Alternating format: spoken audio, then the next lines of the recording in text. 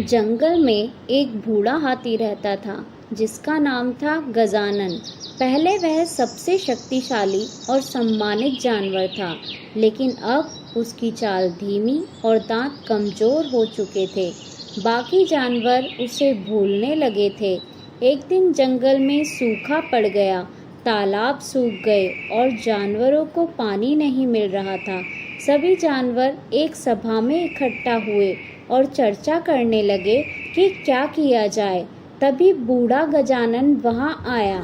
कुछ जानवर हंस पड़े, अब ये क्या मदद करेगा। गजानन ने शांत स्वर में कहा, जब मैं जवान था तब मैंने एक सूखे तालाब के पार एक छुपा हुआ जल स्रोत देखा था। शायद वह अब भी वहां हो। जानवरों ने उसकी बात पर भरोसा किया और गजानन के साथ चल पड़े। लंबी यात्रा के बाद वे एक चट्टानों के बीच उस जल स्रोत तक पहुँचे और सचमुच वहाँ शुद्ध पानी था। सभी जानवर खुश हो गए और गजानन को फिर से सम्मानित किया गया। सीख: बुजुर्गों का अनुभव समय पर काम आता है, हमें उनका आदर करना चाहिए। एक घने जंगल में एक नन्ही चिड़िया रहती थी। नाम था गुड़िया। वह रोज सुबह मीठा गाना गाती और पूरे जंगल को जगा देती। लेकिन उसे एक बात का दुख था, उसके पंख बहुत साधारण थे, रंगहीन और छोटे। वह अक्सर तालाब के पास नाचते मोर को देखती और सोचती, काश मेरे भी इतने सुंदर पंख होते। एक दिन गुड़िया ने मोर से कहा, तुम कितने भाग्यशाली हो, तुम्हारे पास इतने सुंदर पंख हैं और मैं तो बिल्कुल साधारण हूँ। मोर मुस्कुराया और बोला, गुड़िया, तुम्हारी आवाज़ मेरे पंखों से कहीं ज़्यादा कीमती है। जब तुम गाती हो तो पूरा जंगल मुस्कुराता है। गुड़िया को पहली बार एहसास हुआ कि हर किसी की अपनी खासियत होती है। उस दिन से वह अपने आप को छोटा नहीं समझती थी। मोर और चिड़िया अच्छे दोस्त बन गए। एक गाता, दूसरा नाचता और पूरा जंगल तालियां बजाता। सीख: हर किसी में कोई न कोई खूबी होती है, खुद को दूसरों से कम नहीं समझना चाहिए। जंगल में एक प्यारा पांडा रहता था जिसका नाम था मिठुआ। उसका शरीर गोल मटोल था, आंखों के चारों ओर काले घेरे और हमेशा मुस्कुराने वाला चेहरा।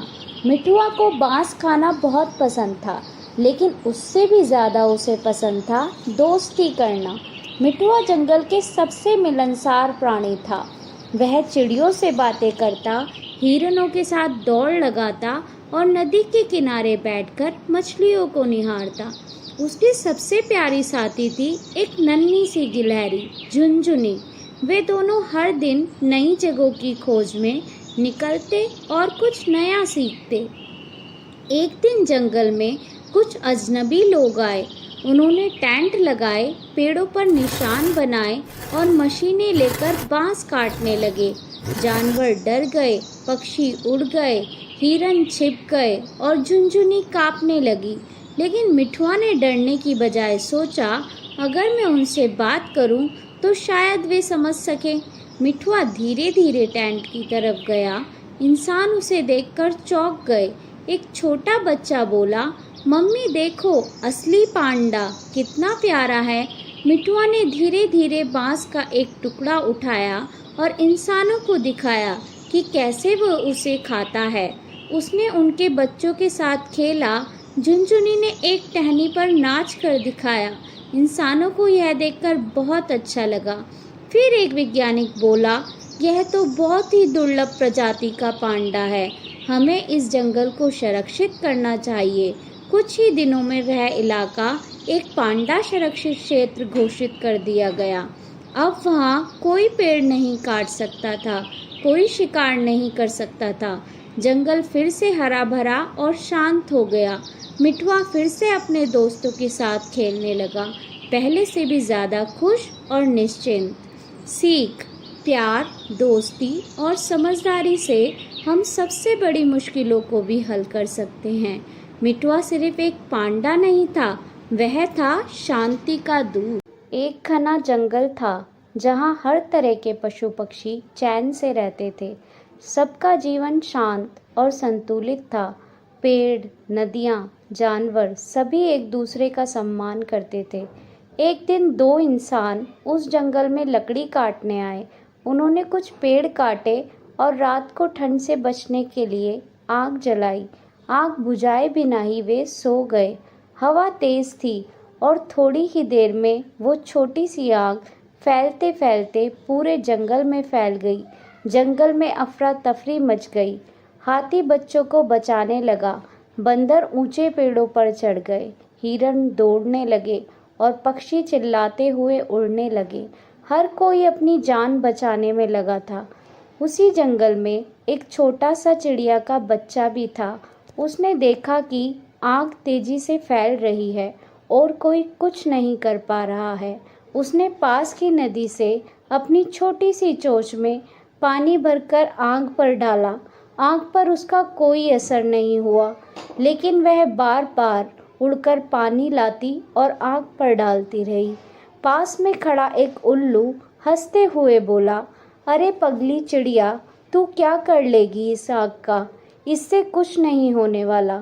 चिड़िया ने मुस्कुराकर जवाब दिया, शायद मेरी कोशिश से आग ना बुझे, लेकिन जब आने वाली पीढ़ियां पूछेंगी कि आग लगी थी तो तुमने क्या किया, तब मैं गर्व से कह सकूंगी, मैंने अपनी पूरी ताकत लगाई थी। यह सुनकर सब जानवर शांत हो गए। फिर धीरे धीरे सब ने मिलकर कोशिश करनी शुरू की। कुछ जानवर मिट्टी फेंकने लगे, कुछ नदी से पानी लाने लगे। मिलकर उन्होंने बड़ी मुश्किल से आग को काबू किया। आखिरकार जंगल बच गया। कहानी की सीख, छोटे प्रयास भी बड़े बदलाव ला सकते हैं। हमें हालात जैसे भी हों अपनी जिम्मेदारी निभानी चाहिए। मिलजुल कर काम करने से असंभव भी संभव हो सकता है। यदि आपको हमारी कहानी पसंद आई हो तो